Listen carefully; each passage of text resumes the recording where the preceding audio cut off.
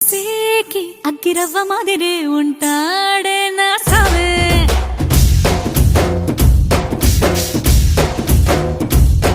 మెత్తాని పత్తి పువ్వుల మరే సంటో